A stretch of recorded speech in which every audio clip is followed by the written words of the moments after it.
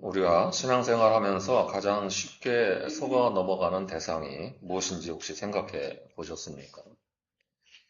사탄이 우리에게 분명하게 거짓된 길로 가라고 유혹을 하는 노골적인 유혹인지 아니면 또 세상의 시험거리인지 우리는 여러 가지를 생각해 볼 수 있지만 그런 것들은 적어도 그렇게 위험한 건 아닙니다. 눈에 확실하게 띄기 때문이에요. 가장 위험한 속임수는 바로 신앙처럼 보이는 유사신앙입니다. 또는 기만적인 신앙이라고 할 수 있겠죠. 말하자면 신앙처럼 보이는 것들은 분명히 겉모습은 신앙적인 거고 그리고 신앙의 형태를 띠고 있는데 남들이 봐서는 언뜻 보기에는 신앙적인 활동이고 행동인데요. 그런데 실제로는 참 신앙이 아닌 모든 것을 말합니다. 겉으로는 잎이 무성한데 열매는 없고 겉으로는 예배를 드리는데 하나님은 안 계신 이런 상태들을 말하는 거예요. 기도를 하기는 하는데 실제로 전혀 하나님의 인의를 나타내지 못하는 종교 행위, 기도 열심히 하는데 하나님의 사랑은 나타내지 못하는 이런 그리스도인의 모습, 이런 것들이 모두 다 사실은 기만적인 종교심입니다. 그리고 오늘 본문이 이것을 겨냥해서 우리에게 메시지를 전하고 있는 거예요. 오늘 본문은 주님께서 굉장히 신랄하게 종교적인 기만을 폭로하신 정점에 있는 말씀입니다. 복음서 전체에서 예수님의 공생의 행적 전체에서 가장 예수님이 지향하는 그 목표점에 가장 꼭대기에 있는 기만적인 종교심이고 그것에 대한 가장 신랄한 비판과 또는 경고라고 할 수 있습니다. 오늘 본문은 무화과 나무 사건과 예루살렘 성전 정화 사건이라고 있는 이 두 가지 사건이 얽혀 있는데요. 이 사건 기록은 다 사실 주님께서 우리에게 물으시는 질문 한 가지로 다 연결되어 있습니다. 이 질문은 바로 내게는 그런 신앙적인 기만이 없느냐 하는 질문이에요. 대제사장들과 제사장들, 바리새인들, 서기관들, 또 당시의 예루살렘 여러 지도자들, 당국자들 이런 사람들에 대한 예수님의 질타는 사실 오늘날은 우리가 들어야 될 질문인 거죠. 이 질문에 정직하게 대답하기 위해서 오늘 우리 주님의 말씀을 통해서 우리가 사뭇 경계해야 될 신앙적 기만에는 어떤 것들이 있고 또 어떻게 분별을 해서 필터링해서 헤쳐나가야 되는지 피해가야 되는지 오늘 그 기호를 배울 수 있습니다.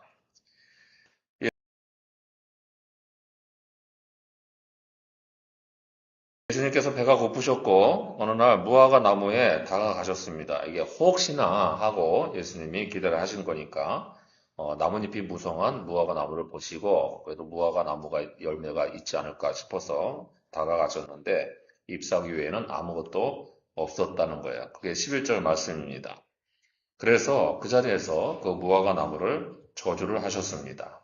그런데 여기에 이 사건 기록의 설명에 뭔가 이상한 내용이 같이 들려줍니다. 13절의 끝을 보면 그때가 무화과 때가 아니어서 열매가 없다는 거예요. 무화과 나무가 열매를 맺을 시기가 아니어서 열매가 없었다는 거예요. 이게 뭔가 둘 중에 하나가 모순된 거잖아요. 그죠? 예수님이 무화과 때가 아닌데 나무를 저시하는 건 이게 뭐가 논리학적으로 이치가 안 맞는 것처럼 어, 보이죠.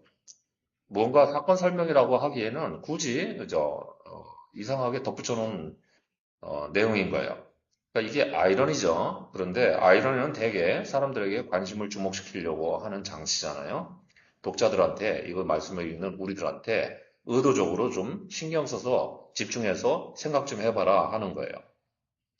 그러니까 이것은 무슨 얘기냐면 현실 상황을 얘기하는 게 아니고 상징적인 무언가를 하고 계신다는 점을 주목하라는 거죠. 왜냐하면 무화과 나무는 구약에서 이스라엘의 대표적인 상징 중에 하나였기 때문이에요.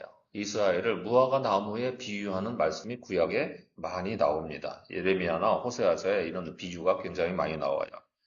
그런데 이 팔레스타인 무화과는 이게 말이 무화과잖아요. 우리 말로는 좀 말이 어폐가 있죠. 꽃이 없는 과일, 나무 이런 거잖아요. 무화과가 무슨 종류의 과일이에요? 어떤 계통이에요? 일단 먹을 거는 확실히 하고, 그러죠? 우리가 듣는, 먹는 것 중에 하나예요. 우리나라에도 무화과가 있어요. 예, 그죠? 일단 먹을 겁니다. 먹을 수 있는 거예요.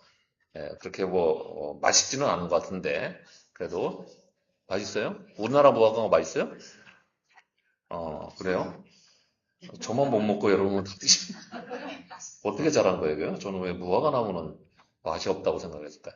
하여튼 그런데 이스라엘 무화과는 먹을 만해요. 우리 시에 그냥 굳이 얘기하면 복숭아 정도 치는 거라고 생각하면 되는데 말이 무화과잖아요. 꽃이 없이 과일이 열리는 이런 건데 사실은 그게 아니고 정확하게 말하면 순서가 달라요. 보통은 이제 그 나뭇잎이 나고 그다음에 나뭇잎이 나면 그다음에 열매가 맺히는 게 정상적인 순서죠. 보통은 그러는데 개 중에는 그렇지 않은 나무들이 몇 가지가 있는데 그 중에 하나예요. 이게 열매가 먼저 맺히고 나뭇잎이나 꽃이 나중에 나오는 이런 종류의 우리가 꽃을 통해서 이게 암수 뭐 이게 교환이 되고 해서 이루어지는 걸 알고 있는데 그렇지 않은 생식 방법을 가진 이제 종류들이 있다는 거죠. 그래서 팔레스타인 무화과는 열매가 먼저 맺히고 나뭇잎이 그죠? 잎이 나중에 나는 특성이 있어서 이제 그렇게 보이는 거죠. 꽃도 없이 어떻게 열매가 맺혔냐. 그러니까 무화과다. 이렇게 된 거예요. 그런데 이 상황에서 보통은 잎이 무성하다는 건 보통 대개의 나무들에는 잎이 무성하면 열매도 열릴 가능성이 있다고 보는 거죠. 보통 나무들은. 근데 무화과기 때문에 그렇지 않았다는 거예요. 그럼 무화과는 먼저 열매를 맺었겠죠. 예수님이 와서 보셨을 시점에는 아니면 뭐 다 이치가 완전히 시간이 달랐던가. 그러니까 보통의 나무에는 잎이 무성하다는 것은 열매가 있을 것이라는 약속을 보여주는 거란 말이에요. 그런데도 열매가 없다는 것은 무화과 나무니까 당연히 무화과 나무는 예외이지만, 그죠? 예수님이 그래도 혹시나 싶어서 갔다는 것은 무슨 얘기냐면 사실은 이게 상징을 겨냥하려고 가신 거고요. 열매가 가득할 것처럼 보이는데 열매가 없는 경우를 굳이 지목을 해서 그것으로 무언가를 말씀하시고 싶었던 게 있어서 무화과 나무에 다가가신 거죠. 무화과 나무의 모습이 나뭇잎이 굉장히 무성하니까 당연히 예뻐 보이고 풍성해 보이고 그러니까 저기서 맺히는 열매도 굉장히 맛있고 넉넉할 것이야.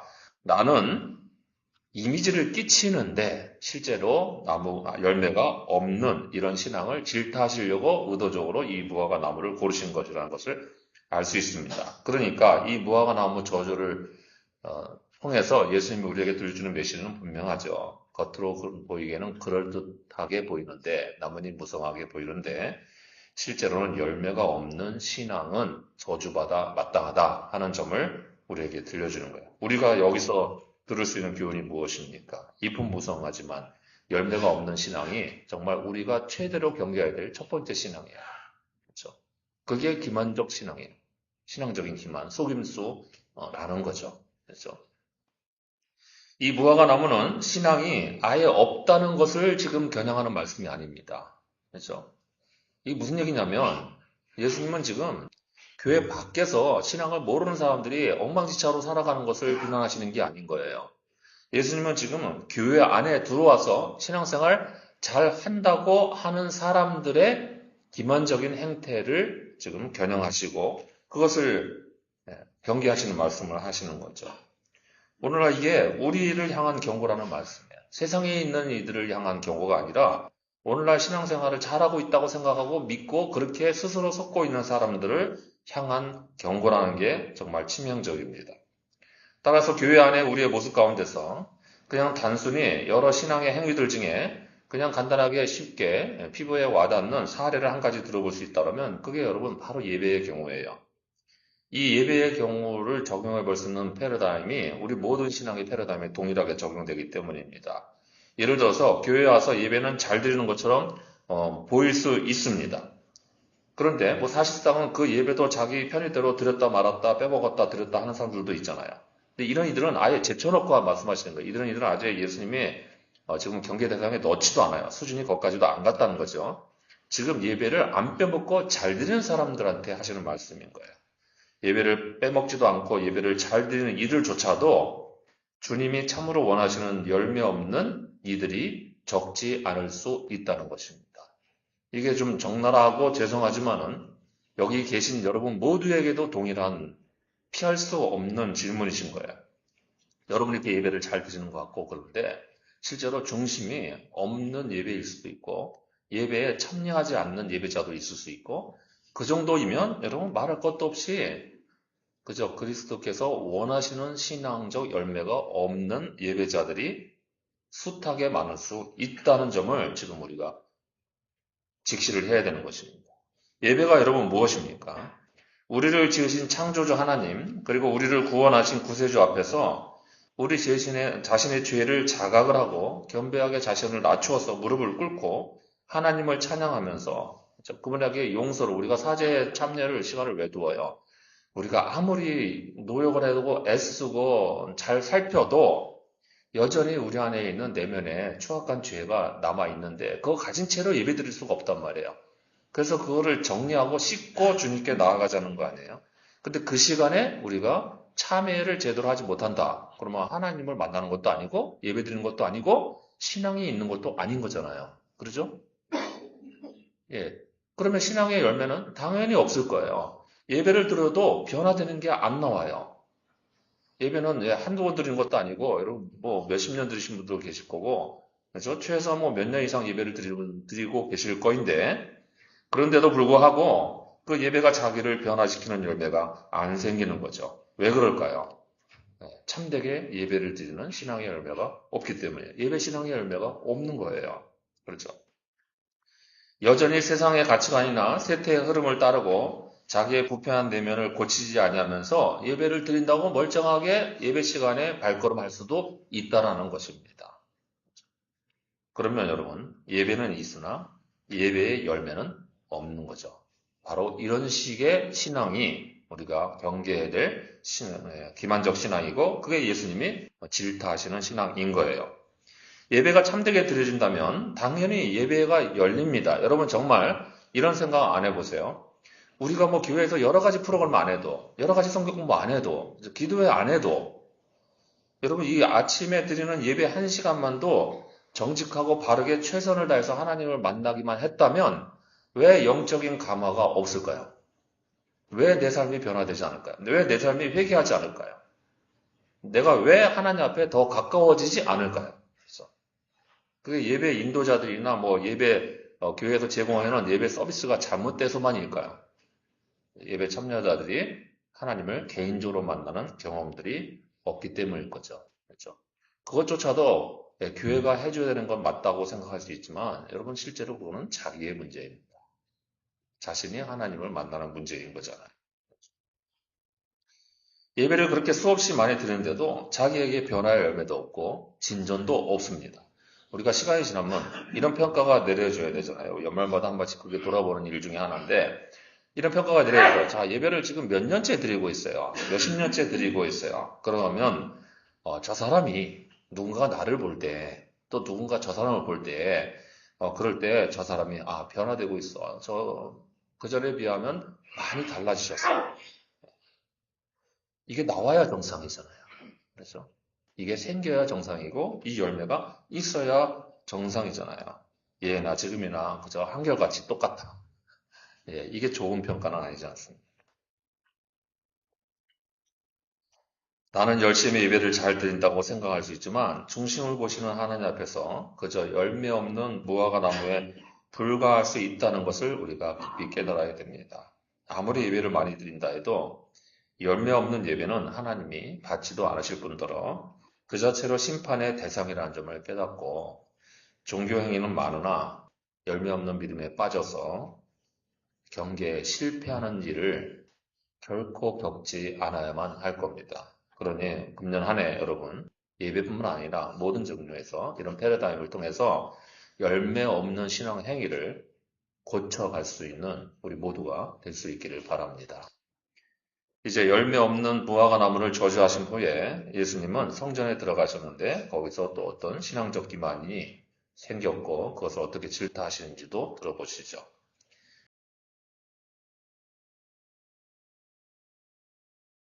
15절 보시면 성전에 들어가신 예수님은 그 성전 안에서 매매하던 상인들과 환전상들을 내쫓으시면서 만민이 기도하는 내 집에 강도의 소굴을 만들지 말라고 질타를 하십니다. 예수님이 성전에 들어가신 곳은 성전 중에서도 제일 바깥쪽에 있는 이방인의 뜰이라는 곳이 입습니다. 여러분 이렇게 다시 한번 상기시키면 여러분의 오른쪽에 지성소가 있다 치고, 그죠? 그 다음에 성소가 있어요. 그 다음에 이스라엘 남자들의 뜰이 있고, 그 다음에 여인들의 뜰이 있어요. 그 다음에 바깥에 이방인들 뜰이 있어요. 그러니까 성전은 기본적으로 이방인들도 주님께 귀의하기만 한다면 와서 예배드릴 수 있는 공간을 만들어 놓고 있는 곳입니다. 이스라엘의 배타적인 전유물은 아니라는 거죠. 만민이 기도하는 집이라는 것은 만민이라는 게 뭐예요? 이스라엘 밖에 있는 모든 사람도 하나님을 찾기만 하면 나와서 이방인도 예배드릴 수 있는 곳이라고 만든 거예요. 그러면 여러분, 이스라엘 입장에서는 이 구역 중에서 어디가 제일 중요해요? 이스라엘 사람들 입장에서는 지성소가 제일 중요하겠죠. 근데 이방인들의 입장에서는 어디가 제일 중요해요? 이방인의 뜰이 제일 중요하죠. 지금 이스라엘 백성이 하나님을 가까이 만날 수 있는 그 종교적 거룩함에 가까이 갈 수 있는 건 그들의 신분의 문제예요. 내가 이방이라면 내 입장에서는 지금 여길 들어갈 수 있는 관문이 되는 곳이 제일 중요하죠. 관문을 통과 못하면 나머지 것들은 아무것도 안 만들어지는 거야. 이게 이런 차이점이 있는 거예요. 그러니까 입장 차이가 있으니까 이런 사람들이 이렇게 생각을 하게 됩니다. 이스라엘 사람들이 무슨 생각을 하게 되냐면 우리 입장에서는 지성소가 제일 중요하고 이쪽 중요한 부분이잖아요. 이쪽은 뭐 우리 입장에서는 별로 신경 안 써도 되는 부분이야. 나는 이방인 아니니까. 그죠? 이방인들과 하나님도 모르는 무지랭이들, 그들이 뭐 들어도 말든 별로 안 중요하니까. 그러니까 거기다가 매매 터를 잡고 그리고 환전터를 만들어서 장사를 해야겠다고 생각을 하기 시작합니다. 그런데 여러분, 이것만 해도 정말 하나님 앞에서 야단 맞을 일이 틀림이 없는데요. 문제는 더 심각한 데 있습니다. 이곳의 환정상들과 매매하는 자들은 그 장소에 들어오려고 입점을 하려고 여러분 얼마나 많은 돈을 지불했겠어요. 그냥 들어올 수 있습니까? 누가 허락해야 들어와요? 구조상 제사장이 허락을 해야 들어오는 것. 또 예루살렘 중앙성소니까요. 대제사장의 최종 허락이 있어야 됩니다. 제가 옛날에 좀 다른 교회에서 이제 교육 목사로 있을 때 청년부를 담당하고 있었는데 그 청년부에 있는 청년 하나가 명동에서 지금도 그런 게 되는지 안 되는지 모르겠는데 가판대로 의복을 장사하는 청년이었어요. 그런데 그 가판대 자리 하나 이렇게 그러니까 리어카 하나 같은 걸 펼쳐서 넓게 펼쳐놓고 왜 뭐 불러 뭐 이렇게 하는 거 있잖아요. 그죠? 뭐 500원 이래 가지고 하는 거였어요. 몇십 년 전에. 예, 그렇게 하는데 여러분 그게 지금 90년대 초반이니까 90년대 초반 때에 명동에서 그 가판대의 권리금이 얼마인 줄 아세요? 91년도쯤 칩시다. 90년도. 딱 90년이라고 치고 지금부터 몇십 년 됐잖아요. 예, 그런데 그게 1억 5천만 원이었습니다. 집사님 아시겠네요. 그죠? 예. 그 가판대. 예, 그냥 지나다니면서 이렇게 중간에 도로 한복판에 리어카 깔아놓고, 예, 허름하게 보이는데 괜찮은 싼 가성비 있는 옷을 파는, 예, 이런 모습. 누가 먹는 건지 모르겠는데, 1억 5천만 원을 거기서 권리금을 받아요. 그 도로 한복판이니까 그 국가 땅 아닌가요? 예, 그런데 어쨌든 그렇게 하는데 그렇게 받아요. 그러면 여러분, 명동 그 길거리 한복판보다 훨씬 좁은 구역 아닙니까? 이스라엘 성전이라는 터가 굉장히 작은 곳이에요. 거기에 몇 층이나 들어가겠어요, 매매상들이. 그러면 확률상 굉장히 어렵고 거기 입점하는 사람은 엄청난 고가의 권리금을 지불을 하고 입점을 했겠죠. 이게 최종적으로 누구한테 들어간 거예요? 대제사장들인 가야바와 안나스의 돈궤에 들어간 돈들이었습니다. 그러니까 제사장들과 이 매매상들은 육착 관계에 있었던 거예요. 권력을 이용해서 그래서 불법적인 경제력을 얻는 수단을 행한 거죠. 더 큰 문제는 이들이 이 치열한 성전에 입점을 했기 때문에 매매상들이 그게 엄청난 거액을 주고 입점을 했으니까 본전을 뽑아야 될 것 아닙니까? 그러니까 어떻게 하게 돼요? 명절 때마다 절길 때마다 제사들이 온 사람들한테 환전을 할 때 환전율을 엄청나게 높이는 거예요. 그 다음에 매매할 때 엄청난 이득을 붙여서, 그죠? 부당한 폭리를 취하는 겁니다. 과도하게 비싸게 물건을 사서, 그것도 거의 전매예요. 왜냐면 이스라엘 세겔로만 드릴 수가 있는 것들이나 뭐 이런 것들 때문에 하여튼 거기서만 구할 수밖에 없는 거죠. 밖에서 어떻게 구할 수 있는 것도 아니고요. 그러니까 과도하게 폭리를 취하고 부정적으로 부도덕하게 장사를 하는 장사치들을 성전 안에 입점시켜주고 거기서 나오는 수익을 받고 권리금을 받아서 챙기는 사람들인 거죠. 제사장들이 이것을 몰랐다고 할 수가 없는 거죠. 그렇죠? 그래서 주님께서는 17절에서 너희가 성전을 강도의 소굴로 만들었다고 말씀하셨는데, 당연히 표면적으로는 그 앞에 있는 매매상들과 환정상들에게 진노하신 말씀이잖아요. 하지만 그 너희 중에는 누가 들어가는 거예요? 당연히 제사장과 대제사장들까지 들어가는 말씀이었던 것입니다. 성전의 최고 권력자들을 향해서 질타를 하신 거죠. 이방인들조차 하나님과의 관계 안에 들어올 수 있도록 허락된 장소를 막아놓고는 자신들의 탐욕을 채우기 위해서 서로 결탁하는 모습 속에는 자신들의 지위에 걸맞지 않는, 자신들이 지녀야 될 경건성에 전혀 어울리지 않는 무감각이 존재했다는 것입니다. 여러분, 오늘날 그냥 종교 지도자들하고 완전히 다른 거예요. 이 당시에 대제사장, 그 다음에 뭐 제사장 이런 사람들은 그 권위가 엄청났어요. 여러분, 제가 말씀드리잖아요. 저희 아버지가 목회하실 때는 제가 어렸을 때 봤던 장면은 뇌리에서 지금도 인상 깊은 거는 저희 아버지가 목회를 하시는데 그러면 그 동네에서 지나다니는 모든 어르신들이 다요. 곤방대 물고 다니시는 분도 이렇게 놓고 다니시는 분도 계시고 담배 피시는 분 계시는데 저희 아버지 지나가시면 목사님 지나가신다고 담배 피는 걸 뒤로 이렇게 접고 고개 숙여서 인사하시는 교회 안 다니시는 분들이에요. 동네 주민들이. 이러던 시절만 생각해 보세요. 이 정도만 해도 그 권위가 엄청나게 크게 여겨졌던 성직자인데 옛날에는 종교 국가에서 그죠? 여러분 오늘날 그 이란의 그 종교 지도자가 얼마나 엄청난 권력을 행사하는지 보세요. 예, 그 권위가 인정되기 때문에 이러는 거거든요. 그러니까 그런 시절에 그죠? 이들의 경건은 엄청나게 거룩해 보이는 거죠. 저들은 그저 하나님과 가까운 사람이에요. 하나님 옆에 붙어 있는 사람이에요. 그들이 지녀야 될 경건성은 감히 누구도 넘볼 수 없는 거죠. 그런데도 불구하고 그 경건성과 전혀 관계없는 무감각이 버젓이 존재합니다. 이게 오늘날 우리가 경계해야 될 굉장히 위험한 요소인 거죠. 두 번째 거예요. 각성과 일치가 없는 무감각. 간단하게 정리할 수 있죠. 이것이 우리가 경계해야 될 신앙적 기만 중에 굉장히 위험한 요소입니다. 성전 정화 사건은 사복음서 모두에 다 기록이 되어 있어요. 굉장히 중요한 문제이기 때문에 모든 복음서가 이것을 다 취급하고 있는데요. 마가복음에서는 특별한 구조를 사용해서 더 특별하게 그 설명을 명확하게 정리하고 있습니다.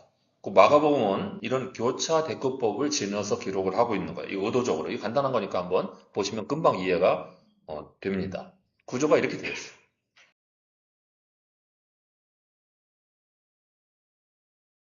무화과 나무를 먼저 저주를 하시고 그 안에 성전 정화 사건을 기록을 하고 다시 나가서 무화과 나무가 말라 죽은 걸 또 다시 언급하죠. 그러면 저런 교차 대구법 안에 제일 중요한 건 그 안에 있는 것이 센터에 있는 게 핵심 주제라는 거예요. 그러니까 성전 정화 사건은 무슨 얘기냐면 열매 없는 무화과 나무와 같다라는 구조를 보여주려고 이렇게 중간에 잘라서 앞뒤 자르고 가운데다가 성전 정화 사건을 배치해서 들려주는 거예요. 사람들이 금방 이해할 수 있는 구조인 거죠. 저거 보면은 더군다나 더 재밌는 거는 마가복음에서 우리가 들을 수 있는 내용 중에 재밌는 거는 앞에 있는 11절을 보면 저 첫 번째 무화과 나무 저주하셨을 때 이미 그 며칠 전에 둘러서 그 무화과 나무 사건 저주를 하시기 전에 며칠 전에 성전을 한번 다 둘러보시고 쓱 둘러보시고 나가셨다는 거예요. 그 자리에서 저주하실 수 있었잖아요. 그 자리에서 매매상들이 있었을 수도 있고 그러니까 그럴 수 있는데 그 흔적은 틀림없이 있었을 텐데 그러는데 그거 냅두고 가만히 나가셨다가 무화과 나무 저주하신 다음에 들어가서 성전을 정화하시고 다시 무화과 나무가 그 다음날 말라있게 되는 사건들을 연속해서 연결을 씌우신 거죠. 그러니까 애초부터 무화과 나무를 왜 저주하셨느냐? 성전 정화 사건에 대한 메시지를 들려주시려고 하신 거예요. 성전 정화 사건을 일으키시고 너희들이 이런 식으로 하다가는 무화과 나무처럼 심판받는다. 이렇게 연결을 만들어 놓으신 거예요. 처음부터 이렇게 기록을 한 거예요. 그래서 오늘 우리 본문이 이 두 가지를 같이 읽는 거예요. 이렇게 문맥을 따라서 같이 살펴야 메시지가 정확해지는 거잖아요. 이런 구조는 당연히 하나님 없는 성전, 그렇죠? 하나님 없는 성전이 열매 없는 무화과 나무다. 그리고 그 안에는 무감각이, 각성이 없는, 일치가 없는 무감각이 들어있다는 거죠. 하나님께 나아가는 공간을 사람의 탐욕을 채우는 시스템으로 만드는 일, 이게 얼마나 각성과 일치가 없는 무감각의 모습인지 보세요. 두 가지는 도무지 상상할 수가 없는 일인데요. 버젓이 존재하는 게 오늘날 우리의 현실이고 그때도 있었던 일입니다. 그야말로 하나님의 성전을 장사하는 곳으로 만들고 결국 방도의 소굴로 만든 것입니다. 세상 장사치들은 그러려니 하고 들어왔다고 칩시다. 그래서 성전을 가장 거룩하게 유지시켜야 하고 가꾸어야 될 책임이 있는 사람들이 제사장 그룹아니에요. 근데 그들이 오히려 세상 사람들하고 장사치들하고 유착을 해서 성전을 더럽게 만드는 것을 보면 이게 얼마나 무감각한 일인지, 또 도무지 하나님 앞에서 각성이나 깨우침이라고는 전혀 없는 신앙생활을 하고 있는 사람 아닌가 하는 모습을 그 자리에서 잘 보여주고 있습니다. 이런 부패를 놔두고도 이것이 하나님 앞에서 거룩함을 지키는 성전이라고 할 수 있겠습니까? 말도 안 되는 일이지만 실제로 얼마든지 그럴 수 있고 얼마든지 우리가 목도하는 일 중에 하나가 이겁니다. 오늘날 우리네도 교회당을 수백억, 수천억을 들여서 지으면서 다른 교회 교인들을 흡수 통합하는 하면서 몸부림치기를 하는데도 여러분 그거 모르는 체하고 굉장히 경건하게 말씀 전파하고 굉장히 열심히 기도하는 교회들이 수두룩하잖아요. 그렇게 하잖아요. 또 여러분 지성전이라고 하면서 네트워크 교회를 세우면서 여러분 이게 강남에 있는 그 대형 교회만 하는 게 아니잖아요. 그거 못 받아서 그럼 프랜차이징을 다 하잖아요. 그래가지고 네트워크 교회를 만듭니다. 여러분 하려고 그러면 분립을 해서 개척을 시켜주고 저는 이렇게 해야 한다고 생각합니다. 그 브랜드 파워라는 걸 쓰면 안 된다고 생각해요. 교회가 뭐 어떤 개척을 해가지고 지역에 이름 붙이고 자기네 브랜드 파워를 붙이잖아요. 그거 왜 붙이는 걸까요? 겉으로 보기에는 정신을 함께 공유하고 계승하게 더 붙이는 거지만 사실 브랜드 파워가 있어서 사람들 모으기에 좋으니까 붙이는 거잖아요. 그래서 나간다면 완전히 독립적인 교회로 내정 간섭을 끊고 나가서 담임 목사 세워서 독립적으로 자유롭게 목회하도록 지원을 해주고 그렇게 하고 그 다음에 자기가 그 지역에서 자기 일을 하게 만들어야죠. 신경 안 쓰고. 그렇죠? 그렇게 해야 되잖아요. 그런데 연결고리를 만들고 브랜드 파워를 이용하게 하고 심지어 그 브랜드 파워 값으로 상납을 받고 이게 하다 보니까 직영체제 합시다. 그래서 지성전 만들고 네트워크 교회 하는 거잖아요. 담임 목사가 없고 대신 관리 목사를 세우는 거예요. 그렇게 해서 그 지역교회에 우리 큰 교회에 문어발 경영을 하자는 겁니다. 그 지역교회에서 반반하죠. 뭐 비전교회 이런 거 하자고 그러고 하고 그러잖아요. 그럼 지역교회에서 이렇게 들으면 지역교회 다 죽이자는 얘기 아닙니까 하고 반대를 하고 난리를 하는데도 불구하고 모르는 체 하고 그렇게 하는 거예요. 여러분 이게 그러면서 그 교회에서 얼마나 아름답고 은혜롭게 예배를 드리는지 보셨습니까? 그런 교회들의 찬양이야 정말 은혜가 넘치는 것처럼 느껴집니다. 설교 훌륭하신 것 같고요.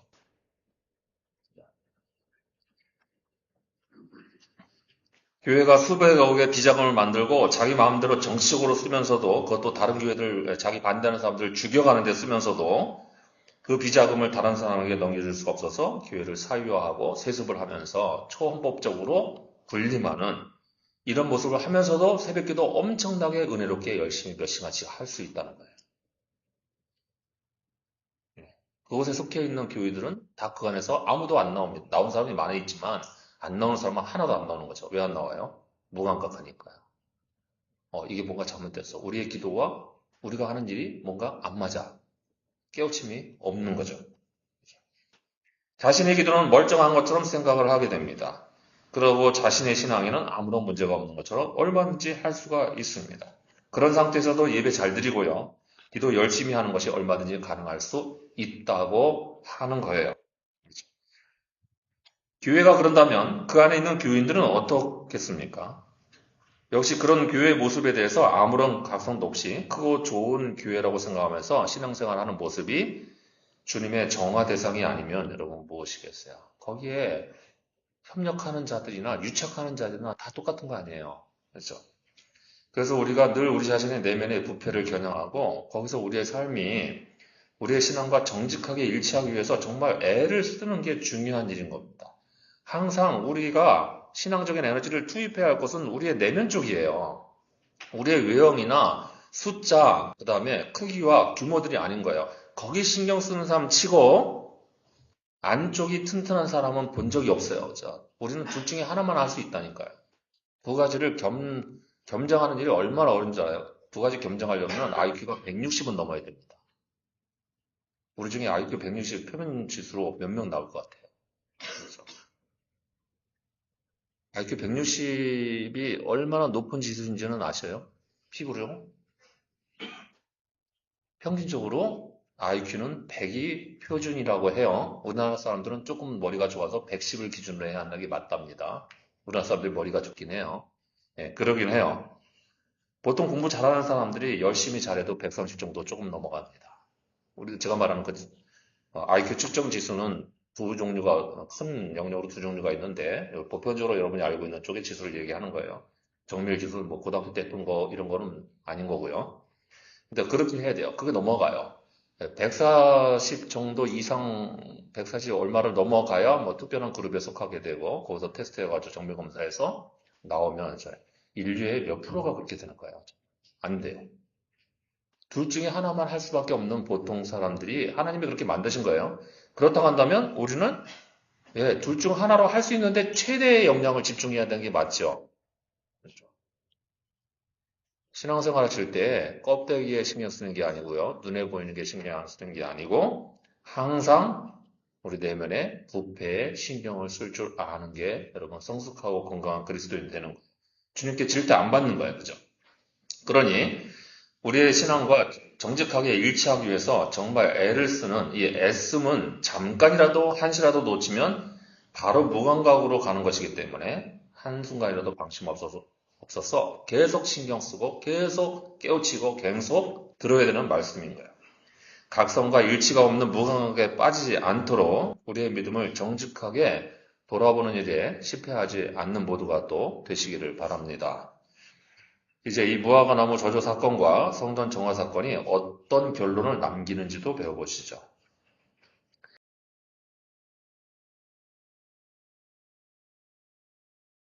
19절 보시면 성전 정화 사건 이후에 예수님과 제자들은 성 밖으로 나갔는데 제자들이 보니까 그 전날 예수님이 저주하셨던 무화과 나무가 진짜 뿌리째 말라버린 것을 보게 됩니다. 그래서 베드로가 주님께 말씀을 드리죠.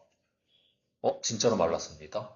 그리고 22절 보면 예수님은 그 제자들에게 그런 제자들한테 야, 니네는 도대체 내가 말할 때 무슨 생각으로 듣고 지나갔냐 이 말이에요. 그러니까 하나님을 믿으라 이렇게 말씀을 하세요. 23절 이하의 내용은 그 믿음에 관련된 여러 말씀들인데 마가복음 본문에는 다른 복음서에 없는 25절의 말씀이 끼어 붙여 있어요. 용서에 관한 내용이 덧붙여져 있습니다. 뭔가 문맥이 안 맞죠. 지금 정말 하나님을 진실하게 의심 없이 믿을 줄 알아야 돼. 진짜 신앙이 필요해야 돼. 이것도 사실 가만히 생각해 보시면 앞에 성전 정화 사건하고 별 관계가 없어 보입니다, 원래. 그러죠? 갑자기 뜬금없이 여기 이 얘기가 왜 나오지? 이렇게 싶을 수 있는데 이런 것 때문에 그래요. 이렇게 붙여놓은 이유가 있겠죠. 성경이 뭐 이거 그냥 사람들이 저작물 하고 끝낸 게 아니고 하나님이 감수하신 거니까. 그렇죠? 최종 검토를 하신 거니까. 네, 그런 거니까 우리가 이런 말씀 여기 덧붙인 거는 이유를 생각해 봐야 돼요.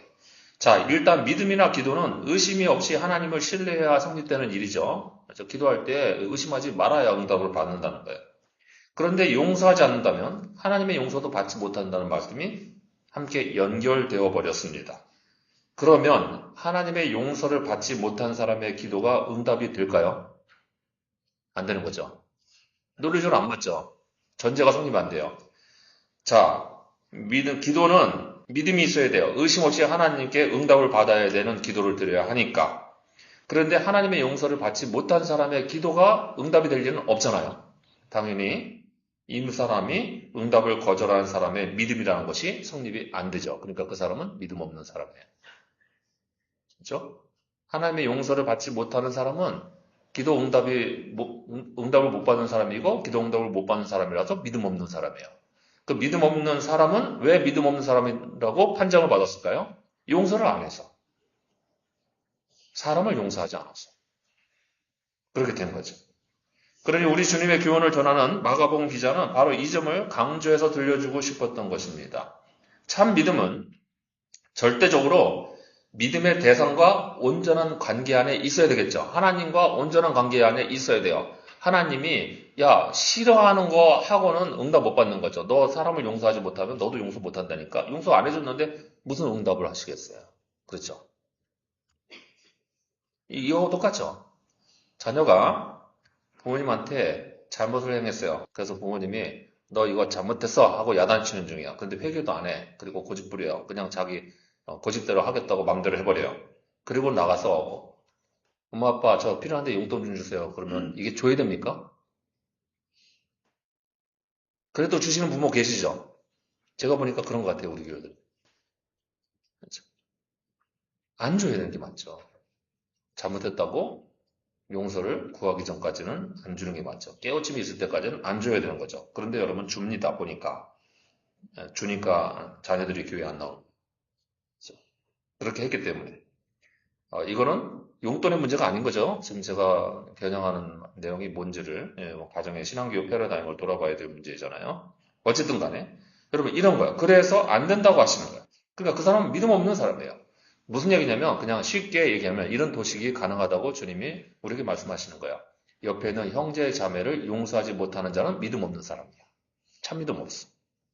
그러니 무슨 응답을 바라며 무슨 무화과 나무의 저주가 이루어지는 결과를 볼 수 있겠어요. 이산을 들어서 저쪽으로 옮기라 해도 이게 된다고 믿을 수가 있겠나?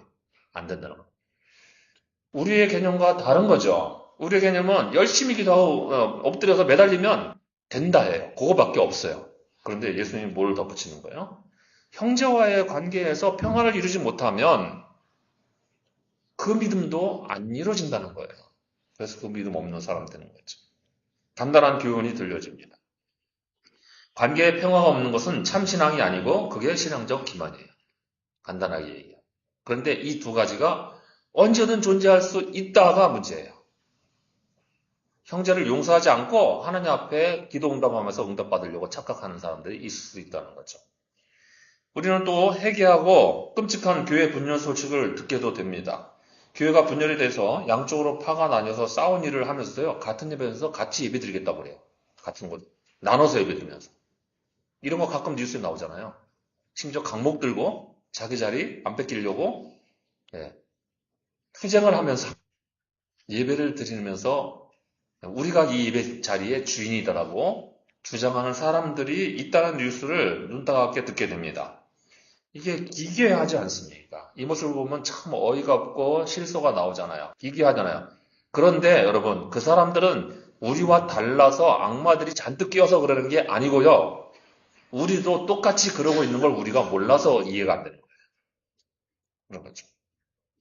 또 그보다는 더 자주 보게 되는 것이 교회 안에서 서로 하나 되지 못하고 원망함이나 또는 불평함을 지는 채로 예배도 드리고 봉사한다고 하는 게 있어요. 그래서 금년에 우리가 뭐라 하는 거예요?